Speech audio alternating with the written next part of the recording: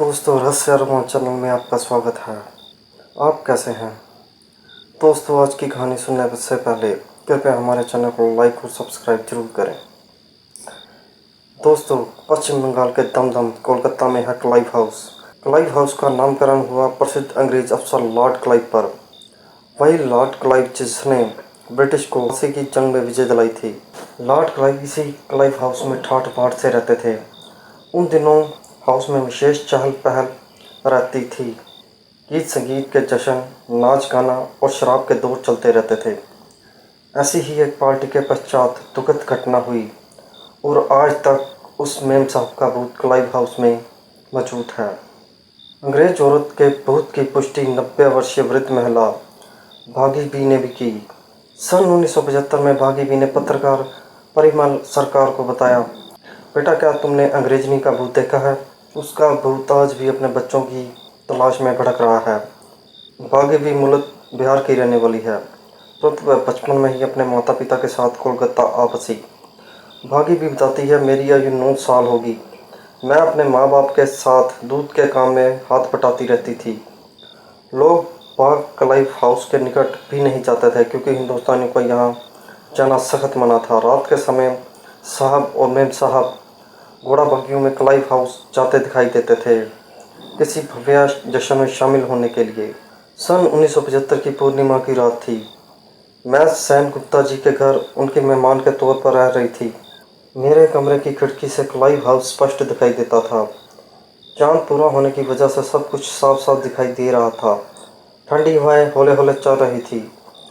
भागी भी एक सांस में कहती चली गई। शांत और सन्नाटे भरी रात में क्लाइव हाउस भयानक लग रहा था। बीच बीच में चिड़ियों का करवल सन्नाटा भंग कर रहा था। मैं खिड़की पर वहीं देखती रही। मैंने अचानक देखा, एक काली छाया क्लाइव हाउस से बाहर निकली। वह बंगले के सामने बने तालाब या कोई झील की तरफ जा रही थी। मैंने आंखों पर जोर दिया, कोशिश की जानने की कि वह कौन है। वह नौजवान स्त्री की छाया थी। कुछ कदम चलने के पश्चात छाया नीचे बैठी और धरती की तरफ देखने लगी। फिर शायद कुछ तलाश रही थी। फिर कंकड़ पत्थर उठाए और झील की तरफ बढ़ गई। मैं एकटक छाया को घूरती रही। मैंने पहचान लिया, वह मेम साहब थी, यूरोपियन पोशाक में।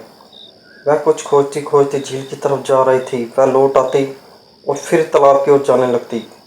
ऐसा लगभग बार बार होता रहा, लगभग आधे घंटे तक, और फिर छाया अदृश्य हो गई। भागी भी आगे बोली, मैं सारी रात सो नहीं पाई। अगली रात का वाकया सेन गुप्ता साहब को सुनाया। वह हंसे और बोले, मैंने और मेरे परिवार ने भी आधी रात को ऐसा कई बार देखा है। आस पड़ोस में पूछताछ के बावजूद कुछ खास ठोस बात सामने नहीं आ पाई। भागी बी की बढ़ती जिज्ञासुओं के मद्देनजर सेन गुप्ता उसे एक वृद्धा से मिलाने ले गए। वृद्धा की आयु 90 वर्ष के आसपास होगी। वह ग्वालों की बस्ती ग्वालपारा में रहती थी। उस समय वह मोटे शीशों का चश्मा पहने थी। वह क्या सुनना जरा भर भी नहीं चौंकी। सहज भाव से बोली, अच्छा, तो तुमने मेम साहब का भूत देखा है? उन बुढ़िया ने भागी भी को बताया कि एक रात क्लाइव हाउस से लौटते समय एक अंग्रेज परिवार की मौत हो गई थी। अंग्रेज साहब, मेम साहब और उसके 2 बच्चों के शव घोड़ा बग्गी सहित झील में तैरते पाए गए। क्लाइव हाउस के बावर्ची का कहना है कि वह अंग्रेज परिवार बंगले में कॉकटेल पार्टी में शामिल होने गया था। पार्टी आधी रात तक चली थी। दुखद घटना रात उस समय हुई जब परिवार घोड़ा बग्गी में वापस अपने घर जा रहा था। साहब स्वयं ही कोचवान बनकर तेज रफ्तार से घोड़ा बग्गी दौड़ा रहे थे। ऊपर से वह शराब के नशे में धुत थे। साहब आगे के अंधे मोड़ की तरफ नहीं देख पाए और बग्गी में झील में जा गिरे। तब से आज तक अनेक लोगों ने मेम साहब के भूत को झील के आसपास घूमते देखा है। वह अपने खोए बच्चों की तलाश में भटकती दिखाई देती है। आज भी यदा कदा कई लोगों को उस प्रेत आत्मा को देखने की बातें कही